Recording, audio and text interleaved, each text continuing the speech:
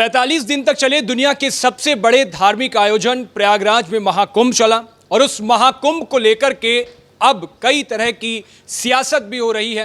कई लोग उसका जिक्र भी कर रहे हैं और इस ऐतिहासिक नज़रिए को लोग अपने अपने हिसाब से देख रहे हैं। सीएम योगी आदित्यनाथ ने आज महाकुंभ को लेकर के एक मीटिंग भी की थी और उस मीटिंग में तमाम चीज़ों का जिक्र किया।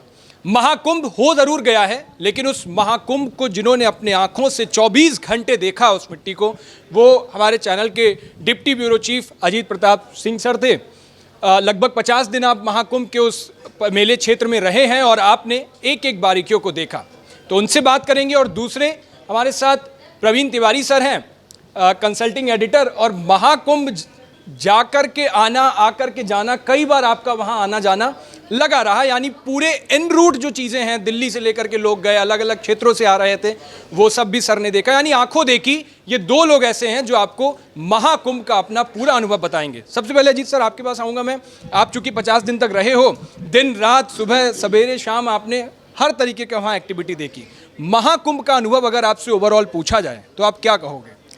देखिए, बड़ा अलौकिक कहूँगा इसको। और इस तरह से कोई महाकुंभ या कुंभ मेला प्रयागराज में आयोजित ही नहीं हुआ है, क्योंकि जब धीरे धीरे महाकुंभ समाप्त होने को होता है तो भीड़ कम हो जाती है। लेकिन इस बार ऐसा था कि जब जैसे ही दिन गुजर रहे थे, भीड़ और ज़्यादा हो जा रही थी। और ख़ास करके 5 तारीख को, यानी तीनों अमृत स्नान के बाद 5 तारीख को प्रधानमंत्री मोदी गए थे। उनके दौरे के बाद ऐसा लग रहा था कि शायद भीड़ कम होगी, लेकिन उसके बाद ऐसी भीड़ बढ़ी कि उत्तर प्रदेश सरकार का जो अनुमान था कि 40 से 45 करोड़ लोग आएंगे इस महाकुंभ में, वो आंकड़ा 66-67 करोड़ तक पहुंच गया। तो इससे हम अंदाज़ा लगा सकते हैं कि कितना दिव्य, कितना भव्य, कितना अलौकिक और किस तरह के इंतजाम किए गए थे, ये सारे जो श्रद्धालु आ रहे थे वो बता रहे थे। क्योंकि जो कुंभ आयोजित होता है तो एक विशेष एस्ट्रोलॉजिकल साइन में जो प्लैनेट्स की पोजीशन होती है उसी में होता है। लेकिन इस बार ऐसा लगा कि जैसे सारा देश, पूरा जो सनातन धर्म के फॉलोअर हैं वो लगभग 2/3 वो वहाँ पर पहुँचे और इस मेले को अद्भुत बनाया।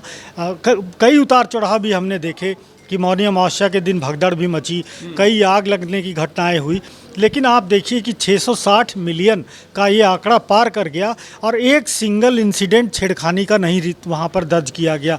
तो आप इससे समझ सकते हैं कि कितना जो श्रद्धालु आए थे कितने डिसिप्लिन्ड थे। उनको दिक्कत ज़रूर हुई, कुछ को पैदल चलने में दिक्कत हुई, कुछ को और मेडिकल दिक्कतें हुई, लेकिन इतना डिसिप्लिन्ड, इतना साफ़ सफाई पर विशेष ध्यान देना, ये अद्भुत था। मतलब ऐसा अनुभव जीवन में ना पहले कभी हुआ था। अब आगे क्या होगा ये पहले से क्या कहूँ, लेकिन प्रवीण जी बताएंगे इसमें कि आखिर कितना ये अलौकिक महाकुंभ था इस बार का। जी बिल्कुल प्रवीण सर, जैसे कि सर बता रहे कि दिव्य भव्य अलौकिक था और ऐतिहासिक था अपने आप में। आज तक प्रयागराज में ऐसा हुआ नहीं, क्योंकि सर प्रयागराज के ही रहने वाले हैं। एक जो पूरे कुंभ के दौरान एक सियासत तो होती रही, चूँकि अभी भी हो रही है, कुंभ खत्म हो गया। अखिलेश यादव एक पीडीए पत्रकार करके अपना बुलेटिन निकालते थे हर दिन सोशल मीडिया पर, और कुंभ की तमाम कमियां, तमाम चीज़ों को उजागर करते थे, आरोप लगाते थे सरकार पर।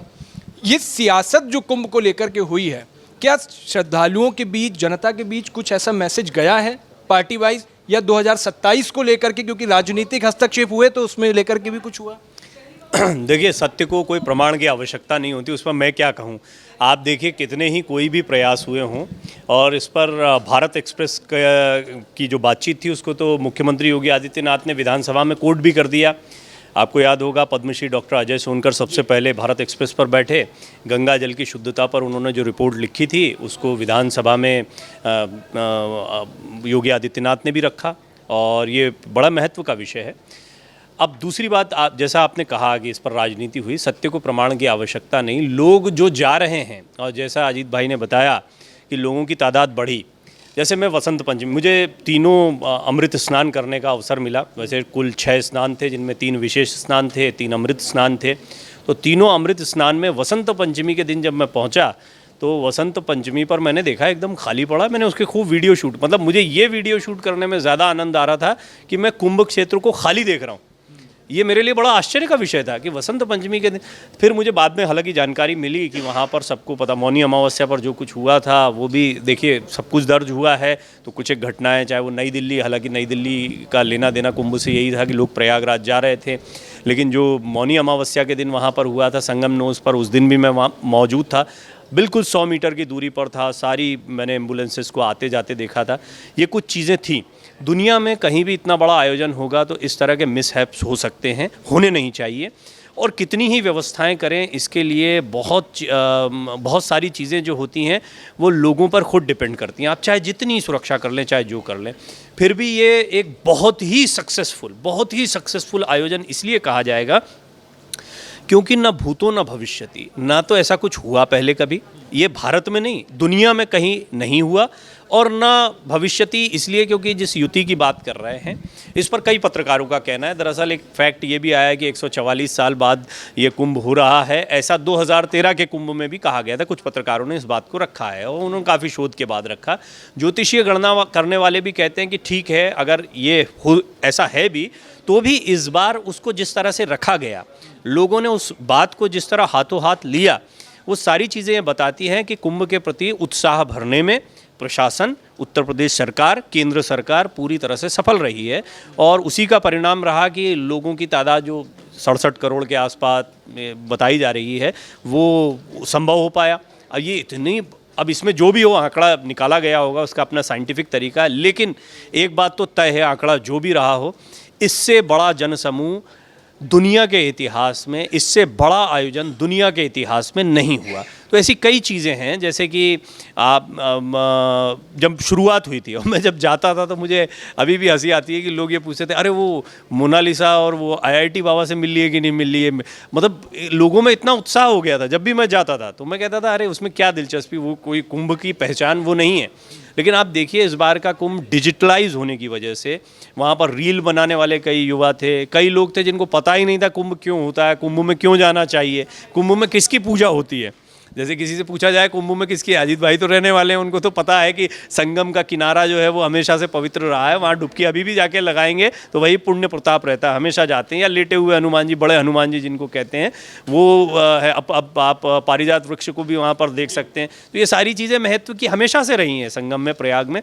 लेकिन इस बार जिस तरह से उसको प्रचारित किया गया, जिस तरह से तैयारियां की गई, जिस तरह से कुंभ सिटी को बनाया गया, जिस तरीके की व्यवस्था, ये तो 50 दिन रहे हैं अजीत भाई, तो इनको पता है कि वहाँ पर रात में भी, जो मेरा एक और अनुभव है वो ये कि रात में भी आपको दिन का एहसास है। इतनी लाइट्स होती थी वहाँ पर कि आपको ऐसा दिन रात का फ़र्क आप भूल जाते थे।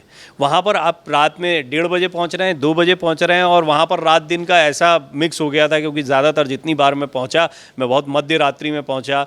मैं करीब ऐसे समय पर हमेशा पहुँचा कि फ़्लाइट लेकर जाता था, तो वहाँ पर पहुँचते पहुँचते 1:30-2 बज जाता था।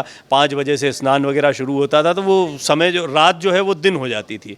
और आपको बिल्कुल थकान का एहसास इसलिए नहीं होगा क्योंकि आप हर ओर लोग ही लोग देखेंगे। आप वहाँ पर एक 80 साल के बुज़ुर्ग को स्नान करते हुए देखेंगे, और उस समय तो कड़ाके की ठंड थी, अब तो मौसम बहुत बदल गया है, लेकिन उस समय जिस तरह की ठंड थी शुरुआती दौर में, वो उसको सहन करना भी बड़ा मुश्किल काम कई लोगों के लिए होता है। बहुत सारी ऐसी चीज़ें रही जो आज भी जहन में ताज़ा हैं, और मुझे लगता है कि मेरे लिए भी, मैंने सिंहस्थ देखा है, मैंने माघ मेला देखा, मैं कुंभ में भी पहले गया हूँ, लेकिन ये जो कुछ मैं देख के आया ये मैंने पहले कभी नहीं देखा था। इस तरह की कोई चीज़ कवर नहीं की थी, और मैं बहुत सौभाग्यशाली मानता हूँ अपने आप को कि उस चीज़ को विटनेस करने का, करीब से देखने का मौका मिला। इस बार आप ये भी देखिए कि जितने अखाड़े आए थे उन्होंने भी बहुत ख़ास तैयारी की थी। अखाड़ों का प्रोसेशन, जिसको पहले उनकी शाही सवारी कहा जाता था, अब पेशवाई उसको कहने लगे हैं। मतलब जैसे अमृत स्नान, शाही स्नान, वो सब नामकरण को कुछ नहीं, लेकिन पुराने जो चली आ रही हैं चीज़ें, उसमें उनका एक ठाट बाट देखने को मिलता था। और वही होता है, वो शाही शब्द जो जुड़ा था वो इसीलिए जुड़ा था कि उनकी एक अपनी अखाड़ों की एक पूरी परंपरा रही। अखाड़े पहले एक सेना की तरह काम करते थे, सुरक्षा घेरा तैयार करते थे, बहुत सारी उनकी भूमिकाएं थी। इस बार उनका वैभव सचमुच देखने को मिला, और ये भी ऐसी एक चीज़ रही जो मेरे दिमाग में बड़ी चस्पा है। मैंने सारे अखाड़ों को लगातार देखा और उनके बारे में खूब जानने की कोशिश करी कि 13 अखाड़े, फिर 14वां अखाड़ा एक जुड़ गया, इन अखाड़ों की क्या परंपरा रही है, कितनी पुरानी रही है। तो आप जब कुंभ में जाते हैं तो उससे परिचित होते हैं, और अगर आपको भारतवर्ष को जानना है तो आप अखाड़ों को जानिए, ये बात कही जाती है हमेशा। तो एक ये भी कुंभ का आप महत्व मानेंगे कि इस बार अखाड़ों को लेकर लोगों की, आम लोगों की अवेयरनेस बढ़ी। अखाड़ों ने भी खुद की अपने एक, जिसको कहते हैं ऑर्गेनाइज करना, खुद को एक जगह पर सम्मिलित होकर अपनी आगे की गतिविधियों को बनाना, अपने प्रचार प्रसार के विषय में विचार करना। फिर सिर्फ अखाड़े नहीं, हमने कई परमार्थ निकेतन हों या और भी कई ऐसे साधु संत हैं जिन्होंने अपने अपने कैंप लगाए, आश्रम लगाए, जो ऐसे लोग हैं जो धर्म का कार्य कर रहे हैं या अध्यात्म की शिक्षा दीक्षा दे रहे हैं, उनके भी बड़े कैंप्स देखने को मिले। बहुत सारी चीज़ें हैं जो आपको मोनालिसा और IIT बाबा से इतर भी यहाँ पर देखने को मिली। लेकिन इसमें जो चेहरे पॉपुलर हुए उसमें डिजिटल मीडिया का भी मैं योगदान मानता हूँ। और मैं मानता हूँ कि जब इतना बड़ा आयोजन होता है तो उसमें लोगों को बहुत कुछ देखने को मिलता है, कुछ चीज़ें पिक हो जाती हैं, वायरल हो जाती हैं। तो ये कुंभ वहाँ जो ज़मीन पर था वो तो था ही, लेकिन उसके अलावा जो इंटरनेट पर कुंभ छाया हुआ था वो भी अपने आप में दिव्य लेकिन था। सर बहुत तरह के लोग अलग अलग, जब सोशल मीडिया पर मोनालिसा हो, IIT बाबा हो, हर्षाचार्या हो, ये तमाम ऐसे लोग थे जो लोग ट्रोल कर रहे थे, मीम बन रहे थे इन पे कि ये कुंभ का मंथन, कलयुग का मंथन है और इसमें ये लोग निकल करके आए। लेकिन इन लोगों को तो सामने ला दिया, लेकिन कुंभ का आपको नहीं लगता कि जो लोग कह रहे हैं जिस तरीके से कि ऐसे लोग वायरल हो गए जिन्हें नहीं होना चाहिए था, या लोग असली महत्व तो नहीं समझ पाए और ऐसे लोगों को उठा के कर दिया? जो मोनालिसा जानती नहीं होगी कौन मोनालिसा है, क्या है, कैसी आंखें, उसको लोगों ने पीक पर कर दिया। तो ये जो तरीका था डिजिटल का, ये कैसे देख रहे हो आप? देखिए, एक स्वभाव है, अपना अपना स्वभाव, डिजिटल मीडिया का ये स्वभाव है। ट्रोलिंग, वहाँ पर किसी के खिलाफ कटाक्ष करना, किसी के खिलाफ कुछ लिखना, ये एक सामान्य गतिविधि। आप ज़्यादा पॉपुलर होंगे यदि आपके खिलाफ कुछ लिखा जा रहा है, ये सोशल मीडिया का स्वभाव है, उसका काम करने का तरीका है। तो और दूसरा, कई लोग प्रभावित होते हैं। शुरुआत में जब भी कोई चीज़ वायरल होती है तो आप देखेंगे शुरुआत में तो उसको पसंद करके वायरल किया जाता है कि अरे वाह, ये तो बहुत कमाल का, ये डिफरेंट है, बड़ी खूबसूरत है, बड़ी सुंदर है, और IIT बाबा इसकी कुछ बातें बड़ी कमाल की लग रही हैं। अभय सिंह शायद नाम है उनका, वो बोले, और देखिए आप TV डिबेट और इन सब में भी जा रहे हैं, वहाँ क्या कुछ हो रहा है वो भी सब लोग देख रहे हैं। ये सारी चीज़ें शुरुआती दौर में लोगों को अपील करती हैं। उसके बाद जब इस पर मंथन शुरू होता है, या लोग जिसको आप ट्रोलिंग कहते हैं, या उसके खिलाफ लिखना शुरू करते हैं कुछ, तो जब ऐसे उस बंदे का कोई लेना देना नहीं है, अब अपने आप प्रचारित चीज़ हो गई है। तो यह आपको टिप भी दे रहा हूँ मैं, आपको प्रचारित होना हो ना कभी, तो यही है कि कुछ ऐसा कर दीजिए कि जिस पर लोग बहस करने लगें। तो ये सोशल मीडिया का मिजाज है। अब आप कह रहे हैं कि क्या कम महत्व की चीज़ों को और ज़्यादा में, देखिए जो माध्यम है वो माध्यम अपने हिसाब से चलता है। आपका एक माध्यम है, आप अभी अजीत जी को मुझे खड़ा करके बातचीत कर रहे हैं कुंभ के विषय में। कई लोग सोच सकते हैं कि अरे भाई कुंभ में इतना कुछ तो देख लिया, अब क्या ही बात होगी इस पर, है ना। लेकिन हम अपने विचार रख रहे हैं, हो सकता है कई लोग सुनना उसको पसंद करें कि हाँ भाई क्या अनुभव इनका रहा है, इन्होंने ज़मीन पर देखा, कुछ सवाल उनके मन में होंगे, शायद उसके जवाब यहाँ पर बातचीत के दौरान में। तो ये माध्यम है, माध्यम अलग चीज़ होती है। और दूसरा, जहाँ तक आप किन लोगों को प्रचारित होना चाहिए, जैसे अब इसमें 2-3 चीज़ें हैं कि सनातन धर्म। अब सनातन को पहले समझ लीजिए कि उसको मतलब बहुत, सनातन एक परंपरा हुई, सनातन एक जीवन पद्धति हुई। आपने बताया कि कैसे हर धर्म का व्यक्ति एक जगह पर जाकर किसी धार्मिक अनुष्ठान का हिस्सा बन सकता है। अनेकता में एकता, ये शुरुआत में ही प्रधानमंत्री मोदी ने कहा था, उसको आप देखेंगे इसमें। आप निरंजनी अखाड़े को देखेंगे, सिख आपको जब वहाँ पर दिखाई देंगे, या अन्य धर्मों के कई और लोग जो हैं वो उत्साहित दिखाई दिए, उसमें आते जाते दिखाई दिए। इतने बड़े आयोजन में, और जब आप 67 करोड़ के आसपास की आबादी बताते हैं कि वहाँ पर पहुँची है, तो आप ये अंदाज़ा लगा सकते हैं कि यहाँ पर हर वर्ग का आदमी पहुँचा होगा, हर जाति का आदमी पहुँचा होगा, और एक निष्ठता के साथ में उन्होंने उसी तरह से डुबकी लगाई होगी, जो चाहे किसी जाति समाज का हो, चाहे उसका जो भी सामाजिक स्तर हो, चाहे धन वाला हो, निर्धन हो, जैसा भी हो, सब एक दिखाई दिए, सब कुंभमय दिख। ये कुंभ का सबसे बड़ा प्रचार है, ये कुंभ की सबसे बड़ी उपलब्धि है। तो ऐसे में क्या प्रचारित हुआ और क्या प्रचारित नहीं हुआ, इस पर बहुत ज़्यादा नहीं जाना चाहिए। कुंभ का जो मंतव्य था वो पूरी तरह से सफल रहा है, पूर्ण हुआ है, इसमें संदेह नहीं रखना चाहिए। ठीक है। अजीत सर, एक मैं आपसे पूछना चाहूँगा, आप तो रहे हो वहाँ पे, कुंभ को लेकर के कई सारी चीज़ें, जैसे एक तो वहाँ पर जो फॉरेनर्स आए हुए थे, कई सारे बड़े बड़े दिग्गज हस्तियाँ आई जिन्होंने कुंभ में आकर के स्नान किया, तो वो फॉरेनर्स क्या सोच रहे थे? आपकी तो कई फॉरेनर से बात हुई, मतलब दिग्गज हस्तियाँ की तो बात हो गई, वो मीडिया में आ गई, लेकिन आपसे जो कई लोगों की मुलाकात हुई, वो यहाँ से क्या अनुभव लेकर के गए, क्या उन्होंने बोला? एक तो ये, फिर आगे मैं पूछता हूँ। देखिए, सबसे अहम बात ये थी कि ज़्यादातर फॉरेनर्स का यही मानना था कि उन्होंने ऐसा आयोजन कभी देखा ही नहीं। उनके पश्चिम में या अमेरिका में, लैटिन अमेरिका में या किसी और महाद्वीप में ऐसा कोई आयोजन कभी हुआ ही नहीं। तो उन्होंने जब पहली बार देखा तो बोला, अरे दिस इज़ अमेजिंग। ये तो हम लोग सोच भी नहीं सकते कि 660 मिलियन पॉपुलेशन आएगी, एक जगह इकट्ठा होगी और बिना किसी सिंगल घटना के, कोई मारपीट नहीं, सब लोग डिसिप्लिन्ड है, कोई छेड़खानी नहीं, कोई अपराध का तो नाम ही नहीं है यहाँ पे। आप यूरोप में 5,000 लोग खड़े हो जाते हैं, आप देखिए क्या हालत होती है। अमेरिका में आप देखिए 10,000 लोग शिकागो में इकट्ठा हो जाएं, क्या स्थिति होती है फिर। तो इतनी बड़ी पॉपुलेशन आई तो अंग्रेज़ों को ये लगा कि ये क्या है यार, इतना डिसिप्लिन्ड और इतना ऑस्पिशियस। तो ये उनके लिए काफ़ी आश्चर्यचकित कर देने वाली चीज़ थी, क्योंकि डिजिटल मीडिया है, सोशल मीडिया है, इसके ज़रिए सबके पास पहुंच गई। पहले मीडिया का इतना मोबिलिटी नहीं थी, तो ये पहुंच नहीं पाती थी। हम लोग अभी देखे, हमने पहले भी कुंभ देखे, मैं तो खुद प्रयागराज का रहने वाला हूँ। इतना मोबिलिटी, सोशल मोबिलिटी कभी नहीं दिखाई पड़ी किसी कुंभ में। 2013 में जो पूरे कुंभ का आंकड़ा है वो 7 करोड़ था, 7 करोड़। इस बार 67 करोड़, लगभग 10 गुना। तो आप समझ लीजिए सोशल मीडिया से कितना प्रचार प्रसार मिला और उत्तर प्रदेश सरकार कितना डेडिकेटेड ढंग से प्रचार प्रसार किया कि उसके चलते वहाँ पर इतनी भीड़ इकट्ठा हुई। और भीड़ इकट्ठा केवल ये धार्मिक आयोजन, सांस्कृतिक समायोजन ही नहीं था, बल्कि इससे इकोनॉमिक प्रोग्रेस भी मिला, ग्रोथ रेट बढ़ी। आप देखिए, चाहे केंद्र सरकार हो, चाहे उत्तर प्रदेश सरकार हो, इकोनॉमिस्ट हो, सब कह रहे हैं कि अरे कुंभ ने तो देश की इकोनॉमी को एकदम गति दे दी। आप जो है 3 लाख करोड़ रुपया का रेवेन्यू जनरेट हुआ, और अगर 20% भी टैक्स मांगे तो फिर पूरा हर कोई खजाना भर गया है जो। तो ये सिर्फ एक सांस्कृतिक समायोजन नहीं था, बल्कि इससे, और वहाँ पर देखिए 45 लाख लोग वहाँ पर जो रेहड़ी पटरी वाले थे, वो जो 8 या 9 महीने में जिनकी कमाई होती, वो 45 दिन में अपना कमाई कर लिए। तो इससे इकोनॉमिक भी एक बहुत बड़ा एक फ़ायदा पहुंचा सरकारों को, जो बेरोज़गार लोग हैं, जो रेहड़ी पेटी वाले हैं, तो सबको मिला, लोगों को आस्था मिली, आए, उन्होंने पुण्य कमाए। लेकिन जो लोग उन्होंने सेवा की, उन्होंने पैसे भी कमाए। शायद इसीलिए सीएम योगी ने विधानसभा में कहा था कि जिसको जैसे नज़रिया था उसको वो काम मिला, जिसने जैसे कुंभ को देखा। एक सर और बात, आपने CPCB की एक रिपोर्ट आई थी कुंभ के जल को लेकर के, उसके बाद अखिलेश यादव ने उस पर योगी सरकार को घेरा। ये बात आई कि ये तो नहाने लायक भी पानी नहीं है।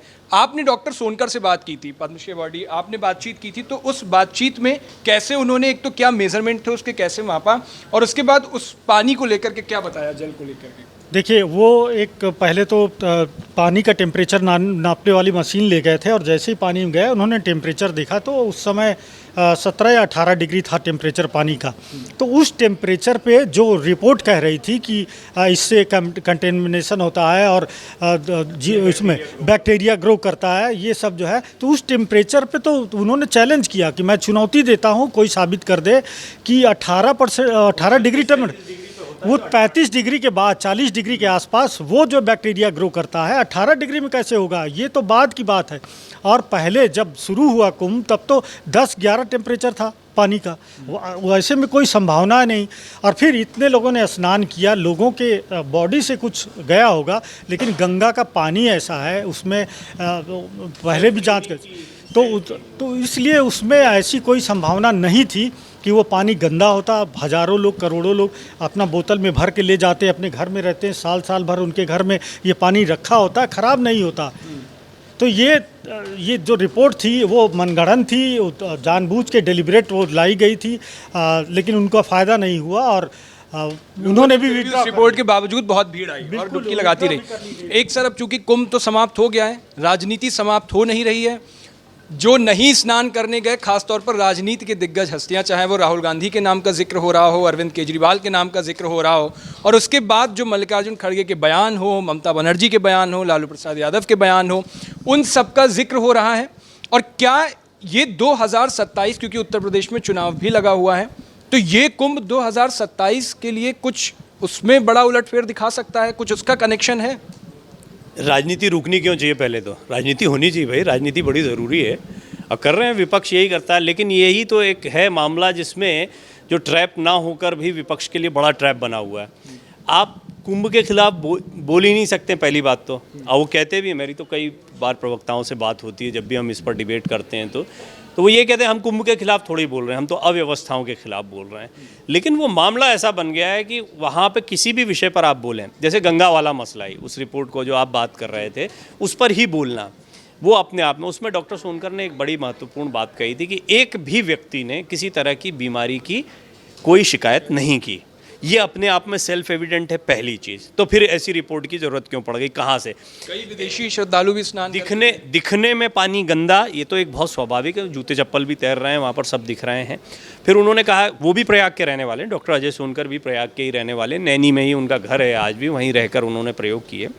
तो वो जब उन्होंने प्रयोग किया तो उनका मन था कि यार ये मेरी आस्था इतनी जुड़ी हुई है, मैं बचपन से देखता आया हूँ इसको, और ये मुझे फैक्ट ठीक नहीं लग रहे हैं, और अगर ऐसा कुछ है तो इसके बारे में जांच पड़ताल होनी चाहिए। अब इसको विपक्ष ने कैसे लिया, जिसको आप राजनीति कह रहे हैं? वो राजनीति ऐसे की कि देखिए ये, अब वो वहाँ पे फंस गए कि ये पानी गंदा है, ये बोलते ही लोग जो है इससे कभी खुश नहीं होंगे। आप लोगों को डरा रहे हैं, आप लोगों को ये कहीं बैठा रहे हैं कि आप कुंभ मत जाओ, स्नान मत करो, पानी गंदा हो गया है गंगा जी का। इसके बावजूद एक दिन ऐसा बताइए जब वहाँ फुटफॉल कम हुआ, बल्कि बढ़ता चला गया। महाशिवरात्रि पर आप देखिए, अंतिम दिन आज भी चले जाइए, अभी भी आए होंगे तो अजीत भाई देख के आए होंगे कि वहाँ अभी भी मैं देख रहा हूँ कि लोगों के जाने का सिलसिला जारी है, अभी भी सोशल मीडिया पे खूब तस्वीरें पोस्ट कर रहे हैं। वो तो अब धीरे धीरे सरकार को, व्यवस्था को भी ये समझना है कि अब धीरे धीरे रोको, आस्था का ये सैलाब जो है इसको कंट्रोल करना पड़ेगा। तो इसलिए एक औपचारिक समाप्ति कर दी, पर कुंभ थोड़ी समाप्त हुआ, कुंभ तो अभी भी चल रहा है, जाके देखिए वहाँ पे। एक औपचारिकता जो होती है, एक आयोजन की जो औपचारिकता होती है, आयोजन जब भी होता है, एक तो होता है आपकी आस्था, आप आज जाइए, आप साल भर बाद जाइए, आप संगम के पवित्र घाट पर जाकर स्नान करके आइए, आपको वही आनंद आएगा। या कच्चे घाट पे भी हमने स्नान किया है, अजीत भाई वहाँ के रहने वाले हैं, खूब स्नान किए होंगे, वही पवित्रता, वही लोगों का फील रहता है। अभी जो आस्था का सैलाब है उसमें प्रचार रहा तो आयोजन सफल, भाई जो आयोजक है वो प्रचार कर रहा है कि आइए, और वहाँ लोग आ गए तो आयोजक तो सफल हो गया, और आयोजक ने सफलतापूर्वक करवा भी दिया, तो सरकार जो है इस मामले में उसको 100% मार्क्स मिलते हैं। हाँ, अब थोड़ा सा, क्योंकि आप चलते चलते अंतिम दौर की बात कर रहे हैं, कुछ कमियाँ जिनका जिक्र, या राजनीतिक पहलू जिसके उठाए जाते हैं, कुछ तो ऐसी जो मुझे भी लगा कि कंट्रोल होनी चाहिए थी। जैसे हवाई यात्राएं मुझे करनी पड़ी, क्योंकि आना जाना, यहाँ बजट चल रहा था, दिल्ली का इलेक्शन, ऐसी बहुत सारी चीज़ें थी जिनको यहाँ भी कवर कर रहे हैं और वहाँ भी कवर कर रहे हैं। बहुत ही महंगे टिकट, मतलब एक समय तो ऐसा आया कि 75,000 जाने का, 35,000 आने का, ने 1 लाख एक यात्रा का टिकट आने जाने का। अब ये किसी के लिए भी अनबिलीवेबल फिगर है डोमेस्टिक यात्रा के लिए। अंतर्राष्ट्रीय यात्राएं इससे कम में हो जाती हैं, मतलब ऑस्ट्रेलिया का भी टिकट इससे कम लगेगा, सिंगापुर की तो आप कई यात्राएं करके आ जाएंगे इसमें, और इतना टिकट आपको प्रयागराज का। और ये मैंने नहीं, मतलब बहुत सारे लोग जो फ्लाइट में बैठे थे उनकी शिकायत थी। तो ये एक चीज़ कर, और हो सकता है कि इसको ध्यान दिया गया हो। बाद में मैंने देखा, हालांकि महंगे थे, लेकिन 15,000 20,000 इसके आसपास के टिकट फिर चलते रहे, कुछ दिनों में हाई भी हुए। पर एयरलाइंस पर थोड़ा सा एक पकड़ होनी चाहिए थी। बैरिकेटिंग, कई जगहों पर गाड़ियों को रोका गया, मुझे लगता है उसके अलावा कोई समाधान भी नहीं था, क्योंकि लोग पैदल ही 5 किलोमीटर से लगभग लोग पैदल चलना शुरू कर देते थे, लेकिन उनको घूमना भी कई बार पड़ा। उसकी वजह भी ये थी कि एक जगह पर जाकर बॉटल नेक ना बन जाए, और वैसी मौनी अमावस्या जैसी स्थिति जो है वो कई जगहों पर बन सकती थी, क्योंकि एक समय पर लाखों की तादाद में पब्लिक एक ही वक्त पर एक जगह पर मौजूद होती थी, जो किसी भी क्राउड मैनेजमेंट के लिए बहुत बड़ी चुनौती हो सकती है। तो ये कुछ एक चुनौतियां थी जिनसे हमने बेशक सीखा होगा। ट्रैफिक मैनेजमेंट तो वहाँ ट्रैफिक था ही नहीं, ट्रैफिक एक समय के बाद में रोक दिया जाता था। लेकिन लोग 10-10, 20-20 किलोमीटर के लंबे जाम, ये इम्पोर्टेंट है आपका, वो जो और पहले रोक दिए ना, प्रयाग में एंट्री के पहले आपका, एक तो होता है प्रयाग का ट्रैफिक मैनेजमेंट, वो एक होता है प्रयाग से पहले ही, क्योंकि ज़्यादातर लोग बनारस से या अन्य जगहों से आना पसंद कर रहे थे। हमने भी ऐसा विचार किया, लखनऊ से जैसे बहुत बड़ी था, लोग यहाँ से लखनऊ तक गए, लखनऊ से फिर वहाँ जा, या बनारस होते हुए जो है बड़ी तादाद। आपने देखा बनारस में भी यही माहौल था। बनारस के कई बनारस के कई साथियों से मेरी बात हुई तो वो ये कहते थे कि हमने बनारस में जो देखा वो पहले कभी नहीं देखा। और इसका श्रेय पहली बार किसको जा रहा है? प्रयाग को जा रहा है। प्रयाग से बनारस की, वैसे प्रयाग का अपना महत्व है, बाबा विश्वनाथ का अपना महत्व, लेकिन फिर भी बनारस काशी काशी रहा है, वहाँ पर अभी तक फुटफॉल अलग लेकिन इस बार काशी में फुटफॉल प्रयाग की वजह से हुआ, ये भी एक बड़ी बात है। अब ये प्रयाग की महिमा को बहुत बढ़ा दिया इसने। तो कुछ कमियां हैं, इस पर जितने भी लोग पॉलिटिक्स कर रहे हैं, जो आप कह रहे हैं राजनीति कर रहे हैं, वो बहुत ही गलत स्टैंड ले रहे हैं। और ऐसा नहीं है, राजनेता भी वही होते हैं, आम लोग ही होते हैं, उनको जो सलाहकार बता देते हैं उन्हें हर चीज़ में स्टैंड लेना। अब क्यों ले रहे हैं, मजबूरी क्या है, उसमें आपका अगला जो अंतिम सवाल था आपका, निश्चित ही जो बहुसंख्यक समाज है उस पर एक बड़ा इंप्रेशन भारतीय जनता पार्टी ने डाल दिया। इसका फ़ायदा जाहिर तौर पर मिलेगा। हालांकि अभी बिहार का चुनाव तो है और कुंभ और बिहार चुनाव में भी अभी बड़ा समय है। अब आप उत्तर प्रदेश की बात कर रहे हैं तो योगी आदित्यनाथ का कद इससे बड़ा है, इसका इम्पैक्ट कितना। और राजनीति ऐसी है ना उज्जवल कि 2 महीने 3 महीने में कोई बड़ा मुद्दा आता है तो एकदम से माहौल बदल जाता है। तो अभी ये कहना कि कुंभ का इम्पैक्ट कितना लास्ट करेगा, ठीक है, बहुसंख्यक समाज को बीजेपी अपने साथ जोड़ने में और ये विश्वास दिलाने में कि देखिए हम सनातन के लिए कितने बड़े आयोजन और कितने अच्छे कार्य कर रहे हैं। 27 तक बीजेपी इसको काउंट जरूर कराएगी। वो तो बहुत सा हो सकता है ऐसा कोई आयोजन और करवा दिया जाए, वो छोड़ दीजिए, वो तो आने वाला समय बताएगा। आप देखेंगे ऐसे कई आयोजन हो जाएं किसी और मंदिर का, जैसे अयोध्या राम मंदिर का आया, लोकार्पण का समय आया, फिर उसके बाद चुनाव हुआ तो उसको उससे जोड़ा गया। हो सकता है अगले चुनाव के पहले या उत्तर प्रदेश में चुनाव के पहले कुछ और आप ऐसे बड़े मसले देखें। बहुत कुछ चल रहा है, संबल चल रहा है, ज्ञानवापी चल रहा है, सब जगह जल भिजवाया है संगम का। ये बीजेपी की ये राजनीति रही है और 92 के बाद से तो ख़ास तौर पर रही है। संघ का काम रहा है हिंदुत्व की जागृति, सनातन की जागृति, इसके विषय में बात करना, उसका ये सबसे बड़ा आयोजन था। और उसी का नहीं, ये दुनिया का, विश्व का सबसे बड़ा आयोजन हो गया, तो इसको तो भुनाया जाएगा। और ये तो बहुत लंबा विषय है, इस पर तो और आप एक डिबेट कर सकते हैं और बात हो सकती है। एक चलते चलते बस अजीत सर, आपसे कुंभ से अब आप होकर के आए हो, कुंभ समाप्त हो चुका है, औपचारिक ऐलान कर दिया गया, लेकिन प्रवीण सर जिस तरीके से बता रहे थे कि लोग अभी भी जा रहे हैं, अखिलेश यादव की मांग थी कि बढ़ा दी जाए तारीख को, लेकिन चूंकि ये सरकारी कार्यक्रम नहीं था, धार्मिक आयोजन था, तो उसकी अपनी एक, आप जैसा बता रहे थे कि प्लैनेट्स को देख के और सारी चीज़ें होती हैं। अब कुंभ का माहौल क्या है? जब आप वहाँ से आए, एक वक्त पे करोड़ों लोगों की एक साथ भीड़, और अब वहाँ पर फुटफॉल क्या है, अब जो नज़ारा है वो क्या है? देखिए, वहाँ का नज़ारा तो खैर अब धीरे धीरे टेंट वगैरह सब उखड़ रहे हैं, लेकिन आप मुझसे पूछेंगे तो मैं यही कहूँगा कि मैं तो अपने नोएडा ऑफिस आ गया, लेकिन मेरा मन वहीं रह गया प्रयागराज के महाकुंभ में। अब देखिए कब तक वहाँ रहता है, कब वापस आएगा, हाँ इंतज़ार करना पड़ेगा। बिल्कुल। तो एक इसमें एक चीज़ ऐड कर दूं जो आपने पूछा, कुंभ क्या था। कुंभ एक सेटअप भी है, मतलब जो जिन लाइट्स का मैंने जिक्र किया, जिन टेंट्स का ये जिक्र करें, पूरी कुंभ सिटी बनाई गई है, पांटून ब्रिजेस बनाए गए, ये सारी चीज़ें जब हटेंगी तो खुद ब खुद वहाँ का माहौल वो नहीं रहेगा जो अभी तक आयोजन के समय था। तो ऐसे में लोग जो उसको भी देखने के लिए जा रहे थे उसमें भी कमी आएगी। तो अब वो लोग जाएंगे जो सचमुच संगम जाना चाहते हैं। अभी कुंभ देखने के लिए भी बहुत सारे लोग जा रहे थे कि क्या आयोजन है भाई। अब जो है लोग जाएंगे तो वो जाएंगे लेटे हुए हनुमान जी के दर्शन करने के लिए, संगम में स्नान करने के लिए, या पारिजात वृक्ष के दर्शन करने के लिए। लेकिन जो लोग नहीं जा पाए, पुण्य अभी भी उतना ही मिलेगा, बिल्कुल मिलेगा, हमेशा मिलेगा। प्रयाग तो तीर्थराज है, उसको तीर्थराज कहा गया है। तो तीर्थराज में ना तो गंगा बदल रही है, ना यमुना बदल रही है, ना वो संगम बदल रहा है, ना वहाँ पर जो छुपी हुई सरस्वती हैं, रहस्यमयी सरस्वती कहते हैं, उनका प्रताप कम होता है, ना ही हनुमान जी महाराज का जो दिव्य स्वरूप है उसका प्रताप कम होता है, ना ही पारिजात वृक्ष जो अब दर्शनों के लिए सबके लिए ओपन है उसका प्रताप कम। तो वो तो बना रहेगा, जाइए आनंद करिए खूब। बिल्कुल। तो जो लोग गिल्ट में हैं, अफसोस में हैं कि वो उस भीड़ का हिस्सा नहीं बन पाए, उन श्रद्धालुओं की भीड़ का हिस्सा नहीं बने और कुंभ नहीं जा पाए, तो वो कभी भी जा सकते हैं। और सर ने जैसा बताया, वो तीर्थराज कहा जाता है, तीर्थों का राजा है प्रयाग, तो आप अभी भी जा सकते हैं। बाकी कुंभ का अनुभव हर किसी से आप पूछेंगे जो होकर के आए हैं, उन सबका अपना अपना अलग होगा। ये अजीत सर जो कि रहे हैं वहाँ पे, प्रयाग के रहने वाले थे और पहली बार इतना भव्य आयोजन देखा।